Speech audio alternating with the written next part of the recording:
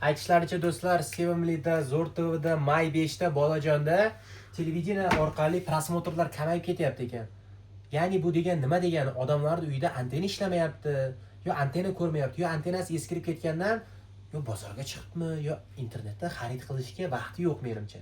Bu gapni biz rostdek qabul qildik. Rostmi yo yolg'onmi fikringizni kommentariyada bildirib qoldiring. Haqiqatdan shunaqami yoki yo'qmi? Aynan sizlar uchun biz shu narsaga yechim topib olib kelib qo'ydik. Video davomida batafsil zo'r qilib ko'rsatib beramiz. Har doimgidek qaytarib o'taman, sizlar bilan aktiv ko'p ko'z bola telefon yordamida pichoqni o'tkirlaydiganmiz. Xullas, DV3, T2 antena kelgan do'stlar. Mana xullas uyning ichida ko'rsatadigan, ichida smart chipi bor deyilgan deb qo'yibdi. HD formatda to'lkami yo 4Kmi ultra HD formatda do'stlar. Mana xullas antenamiz buni uyning ichi do'stlar umuman qotmaydi inshaalloh. Avvalambor buni bunday qimirlatadigan bo'lsa, конечно qotadi. Yo'q, qotmayapti ham do'stlar. Bunday qo'yib qo'yamiz. Bunday qo'yib qo'ysa ham ishlayveradi, xudo xohlasa. Faqat qotmasdan turish kerak. Yaxshi ishlaydigan joyga qo'yib qo'yishlik uchun 10 metrlik kabel olib kelib qo'yganmiz. Xohlang tashqariga qo'yib qo'ying, xohlang ichkariga qo'yib qo'ying, lekin bu antena ichkariga qo'yish uchun chiqarilgan antenalardan biri. Optimiga ham Donovoga ham bor. Xullas, komplektatsiyasida bunday tushuntirib o'tadigan bo'lsam, xullas bitta antena orqali ikkita televizorni ulab o'rnatsa bo'ladi. Ya'ni ikkinchi televizorga kabel kerak bo'ladi.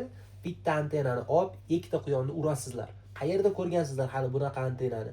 Menimcha hech qayerda. Komplektatsiyasida antena 10 metrlik kabel orqasiga qo'yib, antena mana shunday tekis tovarni vid bo'lib turish uchun mana shunaqa podstavka.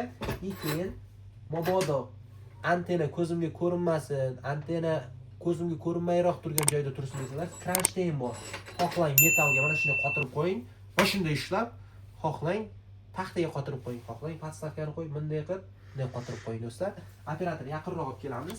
Mexanizmini shunday ko'rsatish uchun yaqinroq olib kelaveramiz. Oyog'imni ko'rsatmang, to'q yo'q. Nasibni ham ko'rsatmang, nasibni kalta bilaman.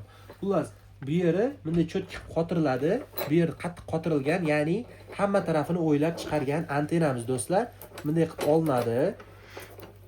Polni qotirish qo'yishlaridan ko'rsatamiz. Bo'ldi, internet ishlamayapti endi. Ya'ni net sviyazi, televizorga ham ko'rsatamiz. Endi mana ulaymiz do'stlar.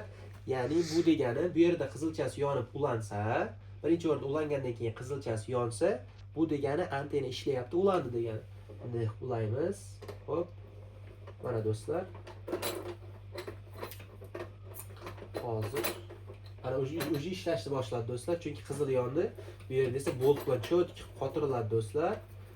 O'zimizda sklad Toshkent viloyati menga qaratamiz, Angren shahrida joylashgan. Agar kim bizni Angren shahridan kuzatayotgan bo'lsa, bizni skladdan uzog'i 2 yo mayli 3 kilometrgacha bo'lgan masofada tekin shaxsan o'zim borib o'rnatib beraman do'stlar.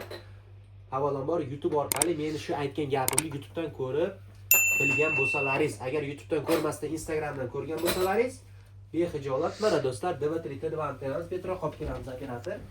O'rnatilgan joylari yaqinroq chiqamiz. Voy chiqing yaqin. Endi operatorimiz sal qulog'i anaqaroq yo men asabiylashib ketyapman do'stlar. Xullas, mana televizorimiz Sony televizor bo'ladi. Televizorni o'chirib qo'yamiz, bering. Bolajonni bunday ko'rsatmay turamiz, chunki bu avtorskiy prav YouTube'da bunday qilib o'chirib qo'yamiz do'stlar. Mumkin emas, chunki bloklab qo'yish mumkin videomizni. Keyin bunday qilib yoqamiz. Mana televizor o'chdi. Keyin mana golovkasi bo'ladi do'stlar. Bu yoqqa olib kelamiz operator.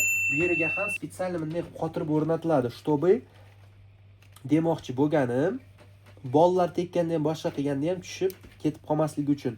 Ya'ni mana shunday cho'tki o'rnatiladi, bunday qotirilib, yayka sifatida deydimi? Mana shunday qotirilamiz. Bunday qotirgandan keyin o'zi qattiq bo'lib burolmaydigan bo'lib qoladi mana. Bo'ldi, cho'tki do'stlar. Aynan endi buni bunday rezetkaga tokka tiqamiz. Rezetkaga tokka tiqqanimizdan keyin qizil yonadi. Operator ko'rinyaptimi? Ko'rinyaptimi operator? Qizil yonadi. Qizil yongandan keyin televizorni rezetkasini tiqamiz. Mana hozir mana tiqildi do'stlar. Mana televizor ham yondi. Buni yondirganimizdan keyin antenani shunday qaratamiz operator. Mana operator endi menga qaratamiz. Antenani ko'rsatgan bo'lsangiz, mana 10 metrlik kabeli do'stlar. Xohlang Bu yoqqa qaratamiz, reshotkaga ilib qo'ying. Endi menga qaratamiz. Xohlang, televizor tagiga qo'yib qo'ying. Umuman avvalambor qimirlamashi kerak antena. Qayerda ishlaydigan bo'lsa, uy ichida yo uzog'i nakraynak balkonga tepaga qo'yib qo'yiladigan bo'lsa, mana shunday qotmasdan ishlayveradi. O'zimizda ko'rib turganingizdek, stol ustida bexijolat ishlab turibdi. Ya'ni mana bolajon deysizmi, navo deysizmi, hammasini qotmasdan inshaalloh ko'rsatib beradi. Do'stlar, mana mahallada mana gapirishyapti ekan do'stlar.